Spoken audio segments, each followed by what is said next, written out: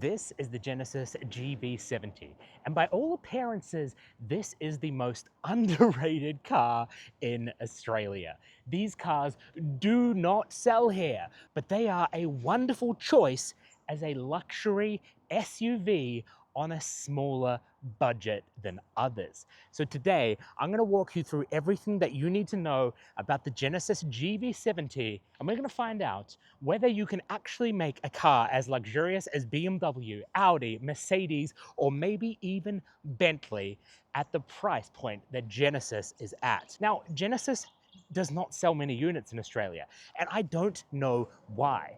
I think they look incredible.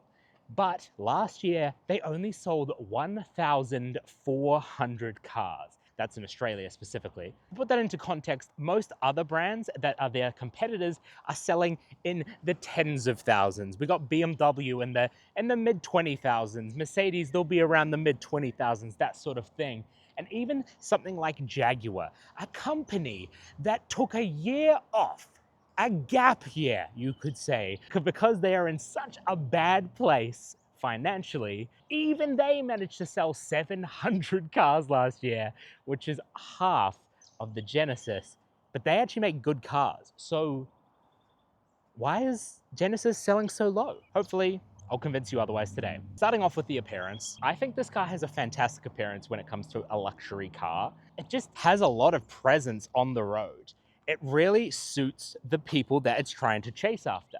And I think, to be honest, if you put this in a car park beside a BMW X5, a Mercedes GL, you put it beside an Audi Q5, something like that, I think this car is going to stand out far more than those cars. And I suppose for some people that's actually a negative, but if you're someone that wants a bit of attention, if you're someone that likes having something that's unique, this is a far better choice than those other cars. It looks luxurious, it looks aggressive, it looks sporty, it just looks cool. Now I've been driving this car for about a week, and you actually do get a bit of attention in this car. Not that that's necessarily something that everybody wants. I don't even think I want it necessarily, but you know, people look at your car, and sometimes it's nice to get that feeling of gratification that you get when someone looks at your car and admires it. It means that you made a good choice, hopefully. I think people just don't know what Genesises are in Australia because they sell so poorly. And because of that, people don't know what it is. It's exotic, it's luxurious, and I think that makes it look more expensive than it is. I think this car can rival things like the Bentley Bentayga when it comes to street presence, because nobody knows what they are except car enthusiasts. So let's do our complete walkthrough of the Genesis GV70. By the end of this video, you will know everything that you could want to know about how this car looks, feels, drives. You'll see literally everything. It'll be like going to the dealership and having someone walk you through every single feature without having to go to the dealership. So let's get into the GV70. Okay, let's start with appearances first. At the front, we have this split headlight situation, which is really nice, and it actually makes a little dance when you unlock it. Let's see if we can get that to show. It might be too bright.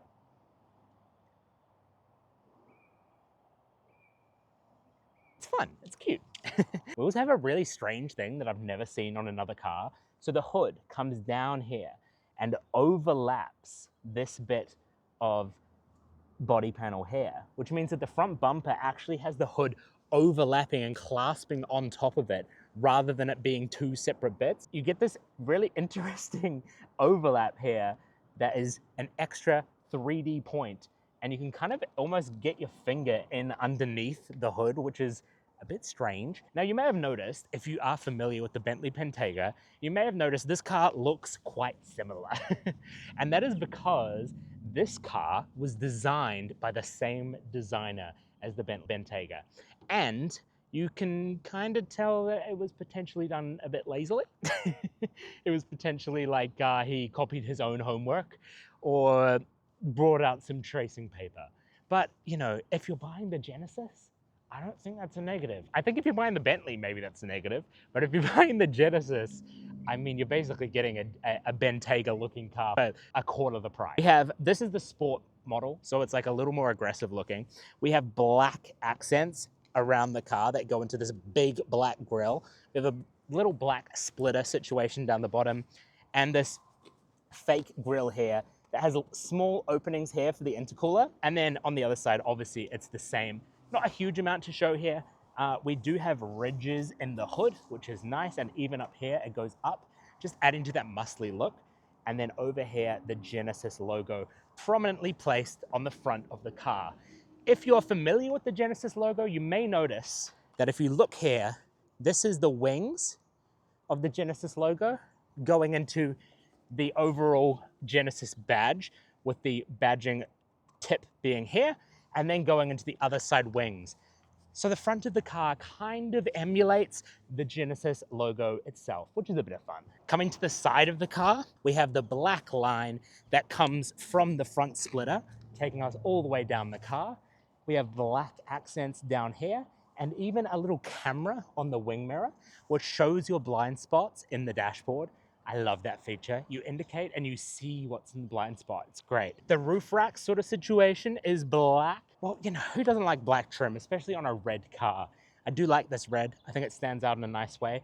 We also have black trim around the windscreen. And down the bottom here, we have a chrome trim that just goes around the windows and taking us all the way back to the rear window here with this gorgeous swoop. So this car is like more hatchbacky than other SUV, but this car doesn't feel small. You can fit car seats in the back. It's great. It's nice. I haven't had any problems with this car feeling small at all.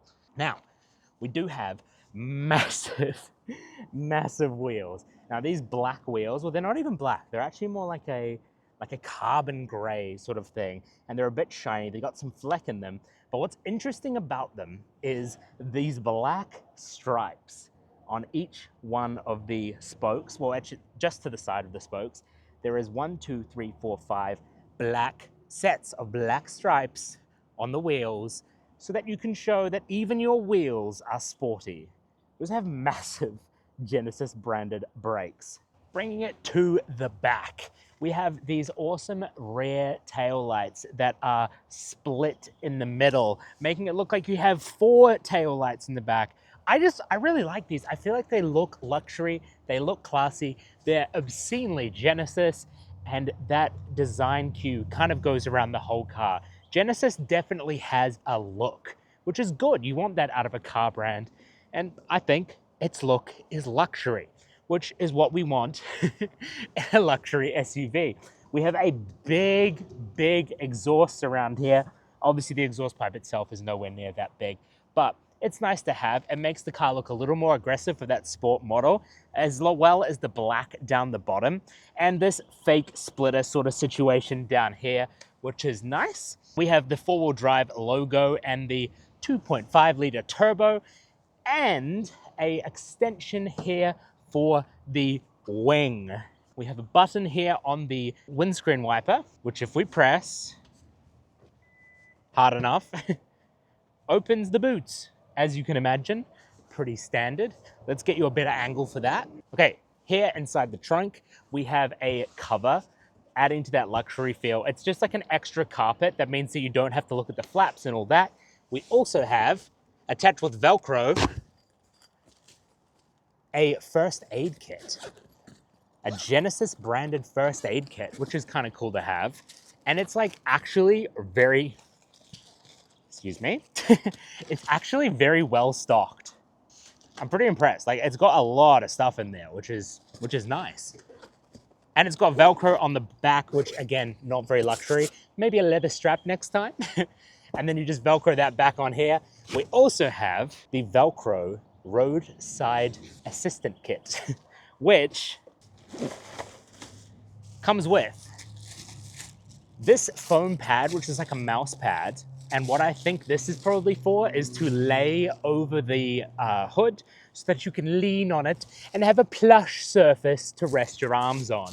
We have a emergency triangle, poncho for the rain, a high-vis vest, some gloves, don't know why, and some Genesis cleaning paste for when you want to clean your car, but only with Genesis branded products. And then we have a chamois Nice to have. A flashlight that is not Genesis branded, that has a little front, a flash, and then a side light. Cool. And that is what you get inside the Genesis GV70's roadside assistance kit, and a strip of Velcro on the back to slap that mamma jamma on the side of your car. In here, we have the standard stuff that you would expect. We have a net for the cargo area for when you want to hold stuff down.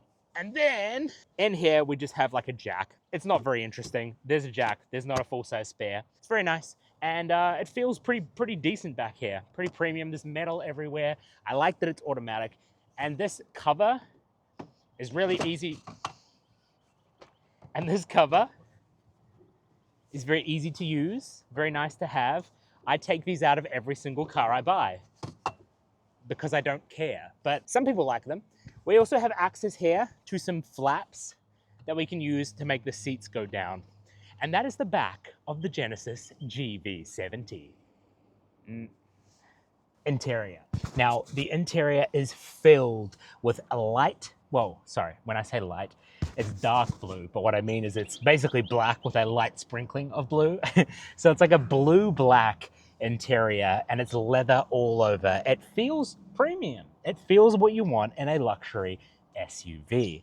We also have orange stitching literally everywhere, on the doors, on the steering wheel, on the seats, and even orange seat belts, which my fiance has pointed out she does not like. She said, why are they orange? Why is it not red to match the outside of the car? And these are all fair questions, but I actually like the orange. I think it's kind of fun. I haven't driven the non-sport version, but I do wonder if the non-sport version doesn't have the orange. It wouldn't surprise me if the orange is part of the sport package. On the middle console here, we have brushed aluminum, it looks like. Very nice in there. It is the sort of thing that like holds sort of residue, I guess, if you spill something on it or if you get like a little bit of condensation on it. But like, how often is that going to happen? We have a wireless phone charger in the center console as well, which has these little lights that indicate the progress of your charge, which I like. It shows that it's actually working. We have a switch to switch drive modes and terrain, a parking button so that we can, you know, turn on the parking cameras whenever you'd like. And the parking cameras are really good. We have parking cameras all over the car, just like every other luxury SUV. You can do the little 3D thing where you can look at the car from outside. It's fun, and for someone who doesn't have that in their everyday car, it's cool. It's a fun little feature to have. It's, in general, I would say it's a pretty it's a pretty minimal interior, but it doesn't feel negative in that regard. It just feels very minimal. It's the sort of thing where like you can kind of tell that it's a cheaper SUV because it's lacking maybe some things, although it honestly doesn't even really feel like it's lacking things. It's just like minimal, I guess. But it has every feature that I would expect out of a luxury SUV. You have like lane keep assist, you have automatic lane change, you have steering wheel assist, you have a sensor above the steering wheel that reminds you to look forward. You have really premium paddles here that are metal. I like that. You have heated seats, ventilated seats, heated steering wheel. You have massage seats, though calling them massage is a bit of a stretch. It's more like pressure seats. I don't know. It's nice. I actually ended up turning it on every time I drove. I did like it. We have very, very, very adjustable seat controls down here, and that is also where you control the massage functions. And it has that feature where if you put your finger on the button, because you can't see what you're pressing, it comes up on the screen telling you what your finger's on, which I like. It's a little fun pressure thing. The interior is overall really nice. Like, it feels ultra premium. You have every feature that you would expect, as well as some funny ones that are a bit odd. I will say, there are bits that feel less than premium. So the gear selector, for example, is this big octagon, I guess, maybe, that you twist. You twist it into park, twist it into drive, whatever. That's really premium. It feels great. It's like this crystal. It feels really, really nice and sturdy. The one above it, which looks pretty similar, is not nice and sturdy. It feels flimsy. The click is not premium. It's just a bit wobbly, and I don't know.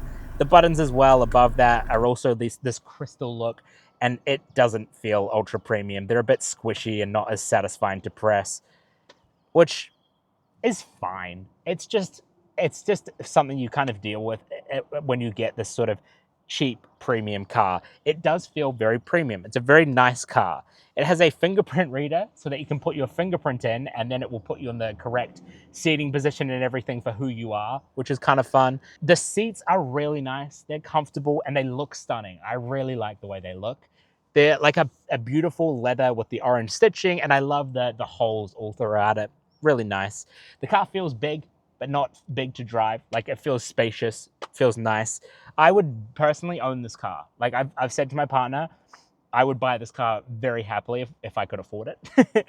And she has said that she would happily buy it too. It's a really, really nice car. It's just got great features. I like the sunroof. There's nothing fancy about it. It's just like every other sunroof, but it's nice to have. Everything feels pretty premium. The roof is like an Alcantara sort of vibe. Really, really soft and lovely up there. And the same all the way down here up to about here, which is where it switches to plastic. But obviously that's not stuff that you're going to be touching. You have metal on like a lot of the touch points, which is good. So metal paddles, metal on the end of the stalks, but not necessarily metal everywhere else. The buttons on the steering wheel do feel plasticky, but they're all right to use. They don't feel bad to use in any way. They don't feel ultra premium, but that's kind of what you're getting out of this car. And that's what, like, again, all of these things that I'm mentioning are not necessarily drawbacks of the car in my eyes.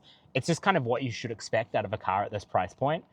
It's nice. On the door sill, we have the Bang & Olufsen speakers, which is Bang & Olufsen all throughout the car. And we have 3 buttons, which are to set your different seating positions, which is good to have those just right there. The speaker system is pretty good, sounds good. I'm not like an audiophile, so I can't tell you specifically how good it is. Overall, I really like this car. This car is very fun to drive. Well, it's fun enough to drive for a luxury SUV. It sounds good because it pipes in fake sound, which I don't have a problem with. I quite like the fake sound in this because this car isn't going to be a car that sounds great. So give me some fake sound to make it more fun. Who cares? You can turn it off. It's easy to turn off. I know some people don't like it, but it's not a Ferrari. I don't need to hear the real sound. And yes, this car does fit a Toby, which it would be kind of worrying if it didn't, because the i30 Sedan N, which was the last car we reviewed, did, and it is far smaller. Who is this car for? This car is for someone that wants a luxury SUV but doesn't want to pay the price. It's as simple as that. If you want something a little more obscure, something that stands out, something that's interesting, this is a great car for you. If you want something that is nice to drive, it's a very pleasurable experience in a sort of price bracket that, like, honestly, some of the other cars aren't as luxury. Some of the other cars are more purpose-built. You can get these for like 50 grand used or 80 grand brand new. I feel like in that price point, there's a lot of cars that you're gonna buy that are not premium at all. A lot of plasticky cars. Obviously, those cars are going to be very competent in like off-road situations or things like that. But if you don't need any of that, this is a great daily driver. It's a great luxury SUV to bring your family around in. And like, if you're a soccer mom that just wants to flex on all the other soccer moms, get this car. This is the sort of car that when your kids' friends come over, they go home at the end of the day and they say, "Mom, you should see the car that they have. It's so cool." Because it just feels so expensive and fancy. I don't know. Obviously, none of this stuff matters, but it's just what this car is. This is a fantastic car, and thank you so much to Genesis for letting me test this out for a week. I really appreciate it. If you enjoyed this video, make sure to subscribe and let me know what car you want me to review next. Thank you so much for watching. I'll see you next time. Peace.